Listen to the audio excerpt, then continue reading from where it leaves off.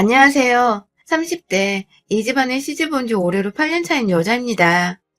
20대의 끝자락에 서 있던 날, 세상에서 가장 행복한 여자로 만들어주겠다는 남편의 손을 꼭 붙잡고 식장으로 들어가던 그 순간이 매일같이 되새겨집니다. 그때 내가 식장을 뛰쳐나갔다면 지금쯤 나는 전혀 다른 삶을 살고 있지 않을까 싶기도 하고, 연애만 했다면 오히려 남편과는 기분 좋은 추억들만 남긴 채 좋게 헤어질 수 있지 않았을까 싶기도 하고, 참, 안 해도 될 지난 일들을 상상해보면서 별걸 다 혼자 각색해보려 합니다. 저는 결혼을 하기 전부터 참 시끌벅적한 인생을 살았다고 자부할 수 있어요. 결혼을 한 후에도 변한 것 하나 없이 오히려 더 씁쓸하고 가슴 아플 만큼의 역경을 많이 겪었고요. 저는 대학을 나오지 않았습니다. 이유는 단순했어요. 가정형편이 좋지 못했거든요. 그 당시 학자금 대출이 지금처럼 아주 흔한 것도 아니었고, 대출이나 은행일이 무지했던 19살 저는 단순하게 우리 집이 너무 못 사니까, 그리고 부모님도 대학이 부담스럽다며 누누이 말씀을 하시니까 당연히 꿈도 꾸지 못할 곳이라고 생각을 했습니다. 그렇게 친구들이 대학을 갔을 때 저는 돈을 벌겠다고 공장에 들어가 2교대를 하며 학비를 모았고, 부모님도 챙겨드리며 조금씩 모아보다가 제 스스로 학교에 들어갈 수 있을 만큼의 돈이 모였던 24세, 결국 대학 가는 꿈은 완전히 포기를 했어요. 남동생부터 대학을 보내야 하지 않겠냐며 고등학교 졸업 후에 군대를 가르던 애를 붙잡으시면서 제게 학비를 부탁하셨거든요. 집안의 장남이니까. 남자니까 대학은 반드시 나와야 한다면서 당연스레 제가 모아놓은 돈을 동생이 학비로 쓰자고 말씀하시는 부모님께 감히 거역을 할 수가 없었습니다. 당연히 그래야 한다고 저조차도 생각을 했던 것 같아요. 정말로 남동생은 이 집안의 장남이었고 대학이라도 보내놓으면 뭐라도 집안에 도움되는 일을 해주지 않을까 싶기도 했어요. 하지만 그렇게 20살부터 누나가 피땀 흘려 모아온 돈으로 대학을 간 남동생은 3학년이 되었을 때 사고를 쳐서는 같은 학교 캠퍼스 내 여자애를 임신시켰고, 그 바람에 학교도 휴학을 하고 돈을 벌겠다고 사회를 뛰어들었고, 그렇게 나온 대학을 결국 애가 태어나면서 복학도 못한 채 군대부터 후다닥 다녀오겠다고 급기야 중퇴를 해버리고 말았습니다. 정말 남동생이 생각지도 못했던 방향으로 흘러가는 인생에 제가 다 실망과 울분을 토해내야 했고, 왜인지 내리막길로 가는 남동생의 인생을 따라 제 인생조차 완전히 흙구덩이에 파묻히는 듯한 심정이었습니다. 기껏 내가 번 돈으로 대학을 보내놨더니 한다는 짓이 참 화도 안 나고 너무 울어서 나중에 눈물조차 메말라 버렸죠. 결국 남동생이 자퇴하고 군대 들어가던 날 저한테 지 여자친구랑 얘까지 맡겨놓고 가버린 바람에 저는 졸지에 한가정의 가장이 되어 버는 돈을 또 족족 조카를 키우는데 보태 써야 했고, 나중에 남동생이 부양가족 문제로 일찍 조기 제대를 했음에도 이미 제가 벌어다주는 돈에 너무나도 익숙해진 동생은 너무나도 당연하게 제게 아이를 부탁한 지 어디서 돈을 버는지 집은 들어오지 않고 매번 밖에서 겉돌았죠. 나중에 보니 동생네 커플은 이미 쫑이 날 대로 나 있었고, 여자 쪽에서는 절대로 결혼을 반대하고 있었어서 결국 남동생은 양육비를 주는 조건으로 깨끗이 헤어지게 되었으나, 그로 인해 저 혼자 중간에서 완전히 새가 되어버렸죠. 어차피 헤어지고 양육비를 줘야 할 거 왜 그간 내가 양육비와 살림살이에 필요한 생활비까지 가져다주고 있었는지, 사고는 둘이 쳐놓고선 왜 어머니가 돈이란 돈을 다 갖다 바치면서 애 걱정에 다 큰 성인도 걱정을 하고 있었는지 후에 막심했지만 때는 이미 늦었었죠. 그 후로 저는 완전히 개털이 되었고 몸은 몸대로 너무 망가져서 계속 공장에서 일을 하기가 힘들었습니다. 대학을 너무 가고 싶은데 갈 수 있을 만큼 돈을 빨리 마련할 방법을 더 이상 찾지 못하게 되었죠. 누가 나 같은 걸 써주기나 할까 싶지만 정말 딱 한순간 술집이라도 나가봐야 하나 싶은 나쁜 생각도 한 적이 있었어요. 그 정도로 제가 너무 최악의 상황이었던 그때 무작정 당장의 생활비를 벌겠다고 숙식이 가능한 알바 자리를 찾았습니다. 바로 골프장 캐디였어요. 무작정 집을 뛰쳐나가서는 저 혼자 제발 살고 싶다며, 하지만 능력이 안 되니 구하고 구한 알바가 캐디였죠. 그 당시 같이 공장 일을 하던 언니의 도움을 받아서 어디 산 깊숙이 있는 골프장까지 따라가서는 무작정 한 달 정도 훈련을 받고는 일을 시작했습니다. 뭔가 이대로 내 인생은 쭉 똑같을 것이라고 생각을 했는데 정말 무슨 운명의 장난처럼 그곳에서 지금의 남편을 만났습니다. 남편은 골프장 손님으로 온 무리들 중 하나였는데 햇빛을 가려보겠다고 얼굴을 모자로 칭칭 감은 제게 유난히 따뜻하고 살가웠던 손님이었어요. 첫 만남부터 좋은 손님이라고 저도 참 감사히 했는데 그 후 남편은 자주 골프장을 찾아서는 저를 지목하며 캐디로 썼고 그렇게 나름 저의 단골 손님이 되어 자주 만나게 되었죠. 골프 치는 동안 시답지 않은 수다부터 시작해 서로의 인생 얘기까지 대화 코드가 잘 맞다 보니 진지한 얘기들도 점점 서스럼 없이 하게 되었고 처음에는 정말 단순히 제가 캐디로서 재밌고 또 자격을 갖췄기에 절 자주 찾아주는 줄 알았어요. 하지만 이내 남자친구와 있냐는 둥 혹은 골프장을 혼자 와서는 캐디와 1대1로 골프를 치려 하는 둥 뭔가 저와 사적인 시간을 점점 보내려 하는 남편의 태도를 알아차리고는 부담스럽다며 일부러 카운터에서 남편을 1차로 거절하기에 이르렀죠. 대신 남편이 좋아 보이긴 했지만 손님과 연애를 해서 일자리를 잃고 싶은 마음은 절대 없었거든요. 하지만 남편은 그걸 알아차렸는지 따로 저를 찾아와 진지하게 만나보고 싶다는 대시를 꾸준하게 했고 급기야 자주 얼굴 보기가 힘들다며 저에게 일자리를 제안하며 골프장 밖으로 데려 나오려 했죠. 거의 1년간의 구애를 지켜보며 저도 서서히 남편에게 마음을 열었고 그렇게 한두 번 남편이 운영하고 있는 작은 회사에 따라가 구경을 해보다가 결국 남편과는 결혼을 하며 저도 캐디 일을 완전히 그만두게 되었습니다. 일은 남편 회사 공장에서 다시 시작했고요. 때문인지 당시 결혼할 때 시부모님의 반대가 정말 심했어요. 제가 대학을 나오지도 않았고 심부름꾼이나 다름없는 캐디로 일을 하다가 자기야도 회사 공장에서 일을 하고 있다고 하니 며느리도 받는 게 싫으셨겠죠. 저도 왠지 남의 집 귀한 자식 뺏어다가 인생 망치게 하는 거 아닌가 싶어서 시부모님을 설득할 용기가 전혀 나질 않았어요. 하지만 제가 좋다는 남편의 완강한 태도와 제 분수를 하고 헤어지려는 저의 모습을 불쌍하게라도 보기 시작한 시아버님의 작은 친절이 결국 어쩌다 보니 결혼까지 하도록 만들더군요. 너무 감사했습니다. 그리고 죄송했어요. 제가 친정과는 연을 완전히 끊고 사는지라 결혼식에도 저희 부모님을 부를 수가 없었는데 내내 저를 탐탁지 않던 시어머니께서 그 모습마저도 완전 꽝인 며느리로 보였겠더라고요. 저와는 눈 한번 마주치지 않으려 하시고 그냥 보기 싫다고 공장에서 일하던 것마저 잘라버리신 바람에 저는 결혼 후 그냥 집안에 있으면서 완전히 집에서 살림만 하게 되었어요. 태어나서 처음으로 휴식다운 휴식을 취해볼 수 있는 시기이기도 했지만 늘 돈에 쫓겨 살았던 제게는 너무나도 불안했고 또 남편에게 미안한 마음도 컸죠. 남편 퇴근하는 길에 따라서 저희 집에 오곤 하셨던 시어머니는 집안 곳곳을 돌아다니시면서 손가락 하나 쓱 문질러서 먼지 한 톨이라도 나오면 집구석에서 넌 도대체 뭘 하고 있었니? 하면서 혼을 내셨고 할 줄 아는 것이 정말 하나도 없는 구제불능이구나 넌 하면서 제 지난 인생을 모두 평가해내시며 절 기죽이곤 하셨죠.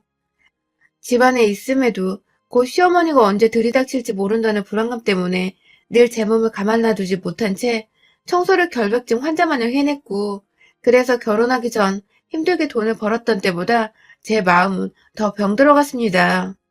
유일하게 제 편이 되어주던 남편도 처음에는 시어머니에 맞서서 싸우다 너무 집안에서 큰소리가 오고 가는 게 지쳤는지 나중에는 퇴근을 일부러 늦게 해서 시어머니와 저의 마찰을 안 보려 하는 등 자리를 피하는 방법을 택했죠.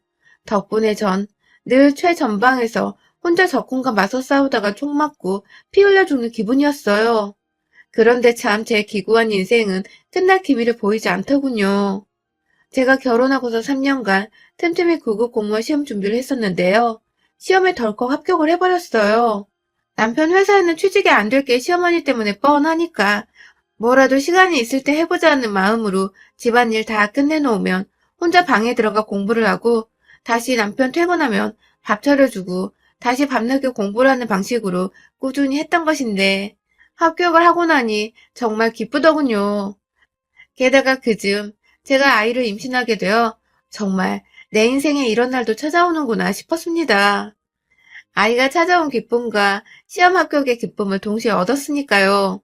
아이 태교를 하면서 출퇴근을 하고 돈도 벌고 사회생활을 하며 제가 좀 더 활기차지니 남편도 좋아하고 저도 좋고 그렇게 잘 지내는 와중에 남편이 교통사고로 세상을 떴어요. 제가 임신하고 막달 되었을 때니까 애 얼굴도 못 보고 애 아빠가 죽어버린 겁니다.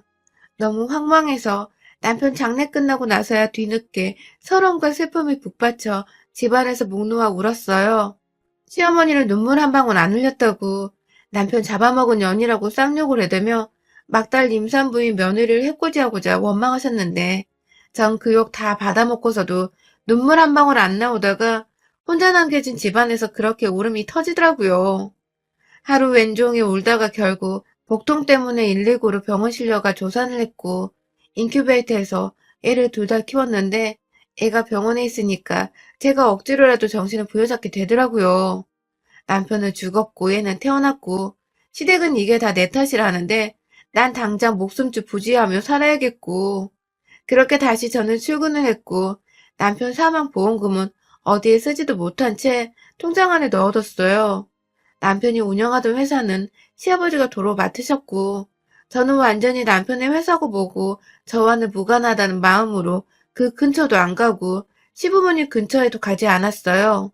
천만다행으로 손주가 태어난 게 걱정되셨는지 3만 보험금을 달라는 말씀이나 돈 얘기를 일절 하지 않으셔서 저는 저대로 제 일을 하면서 아이를 잘 키워낼 수 있는 생각에 집중할 수 있었죠.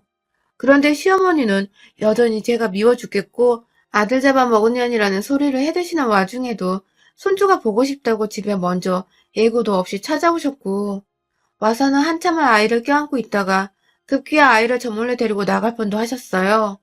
한두 번이 아니라 아주 여러 번이요. 아무리 제가 사별을 했다고는 하지만 아무리 제 아이가 시어머니의 손주이기도 하지만 제가 엄연히 아이 엄마고 저도 직장이 있고 아이 하나 정도 키울 만큼 능력은 차근히 쌓을 수 있는데 무작정 자기 아들 아이라면서 아이를 자기 것인 마냥 물건 취급하며 데려가던 모습에 저도 기겁을 해서는 더 주의를 하게 되었죠. 저 출근하는 동안에는 일부러 회사 근처에 어린이집을 구해서 아이를 집 밖으로 데리고 나와 맡겼고 평생 시어머니께 대들지 못하고 살던 제가 아이 덕분에 용기를 얻어서는 내 아이 함부로 데려가려 하지 말고 엄마인 저한테 허락 맡으세요. 라고 눈에 쌍심지를 켜고 말씀도 한번 드렸네요.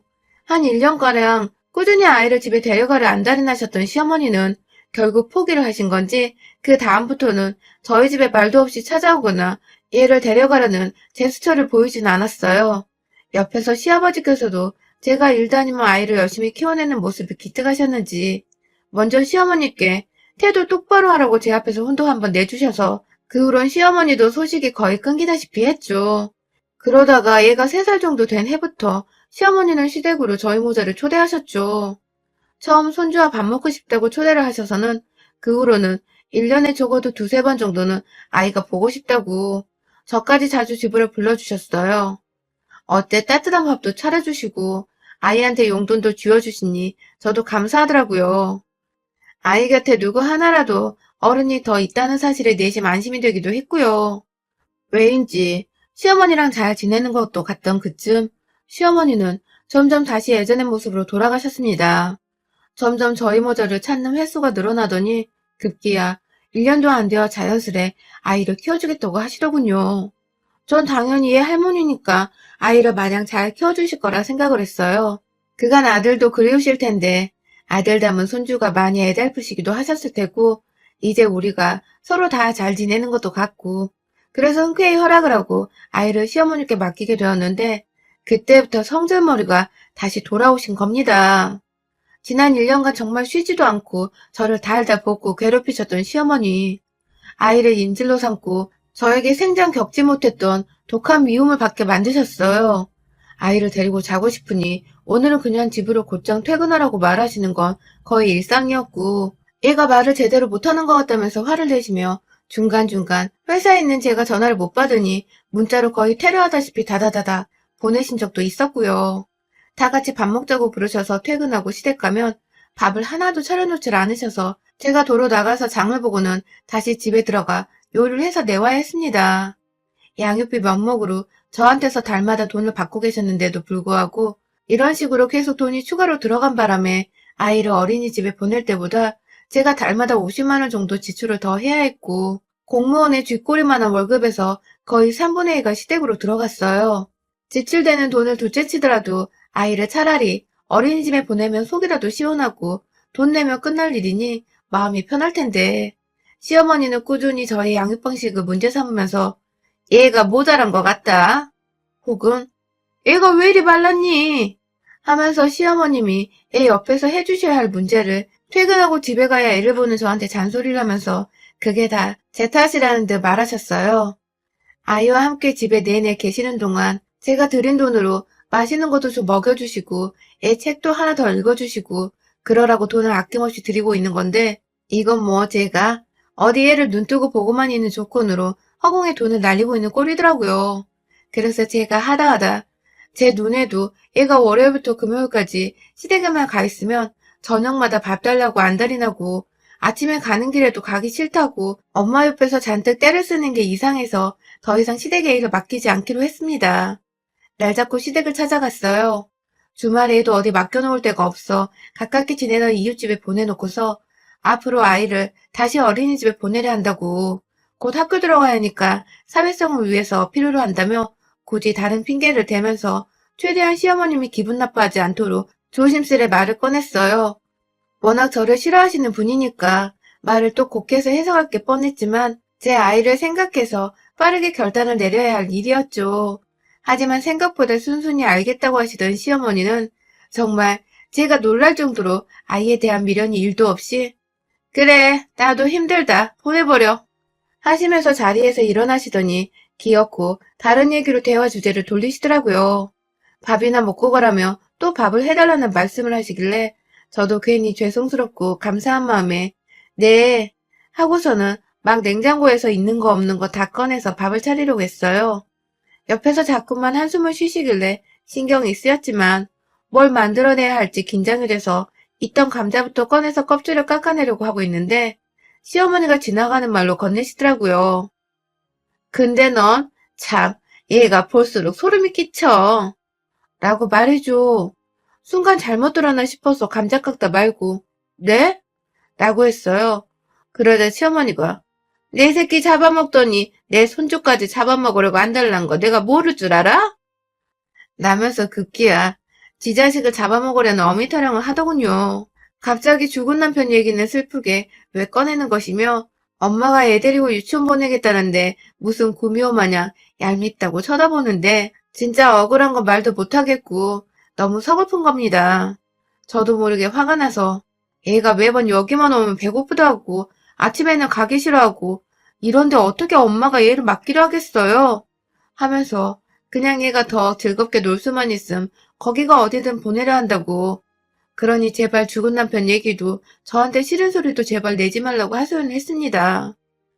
세월이 몇 년이나 흘렀는데도 한결같이 나를 싫어하시냐고. 정말 남편 죽고 나서 한동안 흘리지 못한 눈물을 와락 쏟아내 버렸어요. 마를 줄 알았던 눈물샘이 무슨 댐 하나 터지듯이 와르르 무너졌죠. 하지만 시어머니의 제 탓하는 말버릇은 끊기지 않았습니다. 어디서 눈물로 무마하려 하냐고 그런 식으로 자기 아들을 꼬셨지만 자긴 못 꼬신다고 급기야 저한테 집안 말아먹은 독종이라고 뒤에서 제 등을 팍 치는데 정말 아팠어요. 등짝에 슬금슬금 붉게 타오르는 것도 같았고요. 그리고 이내 제가 눈이 돌아버리고 말았습니다. 이 얘기를 하다 말고 집안 말아먹었다는 소리를 듣고 있는 그 상황이 너무 이해가 안 갔지만 어쨌든 아들 일은 엄마니까 시어머니를 이해해보려 했는데 이건 정도가 심해도 너무 심하잖아요. 저도 모르게 깎고 있던 감자를 시어머니를 보지도 않고 던져버렸죠. 하나, 둘, 셋, 넷.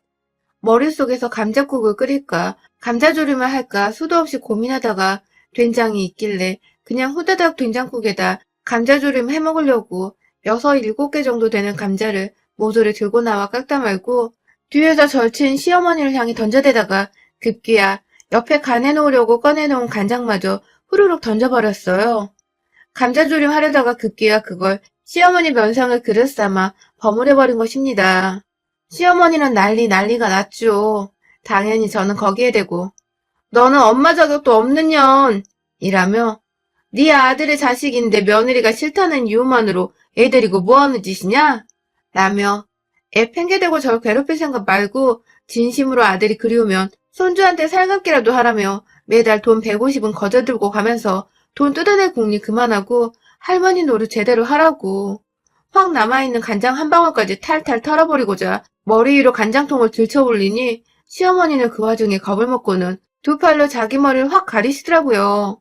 며느리한테 평생 구박만 하면 살 줄 알았는데 감자로 쥐어 터질 줄은 꿈에도 몰랐던 시어머니는 울먹거리면서 본인 하소연을 하더군요. 다 마음에 안 드는 인생이라며 체념한 듯이 자기 머리를 쥐어싸며 엎드려 있는데 그 모습을 보니 우리 남편 생각이나 더는 지랄도 못 떨겠고 그냥 손에 끝까지 쥐고 있던 간장통을 싱크대에 처박아 던져놓고는 우리 다시 안 보는 게 좋겠어요. 라는 마지막 말을 남기곤 시댁을 나온 지 벌써 4달이 지났습니다. 연말이고 새해고 뭐고 시어머니뿐만 아니라 시아버지까지 당연히 안 보고 있고 인사조차 전하지 않았습니다. 이 세상에 아들과 단둘이 남겨진 기분이 들지만 그럼에도 누구보다 자식을 잘 키워내려 노력하는 엄마이기에 외롭지도 않고 겁날 것도 없어요. 아이가 다니는 유치원은 어떻게 알았는지 선생님 말씀으로는 제 아이가 할아버지라고 부르는 분이 가끔 와서 초코바이 상자를 한아름 가져와 친구들까지 나눠주고 가신다네요. 가끔 저희 집 근처에서도 시아버님이 기다리고 있다가 아주 짧은 인사를 하고 가시긴 하거든요. 아이에게 가족이 더 생겨 좋다고 생각했지만 결국 그 가족마저도 제가 싫다는 이유로 제 아이를 대충 돌보고 오히려 싫어할 만한 기억을 안겨줬던 지난 1년 남짓했던 시간. 그 시간들을 아이에게 보상해주기 위해서라도 저는 더 열심히 그리고 행복하게 살려고 합니다. 결국 아이에게는 엄마가 행복한 것이 세상 제일의 교육인 것 같거든요. 세상이 사무치게 외로우신 분들, 인생이 힘드신 분들, 남편 사별까지 겪고 혼자 아이를 키워내는 중인 저를 보면서라도 힘내세요. 저도 그리고 제 아이도 함께 당신을 응원할게요. 여러분의 생각은 댓글로 남겨주세요. 오늘도 시청해주셔서 정말 감사합니다.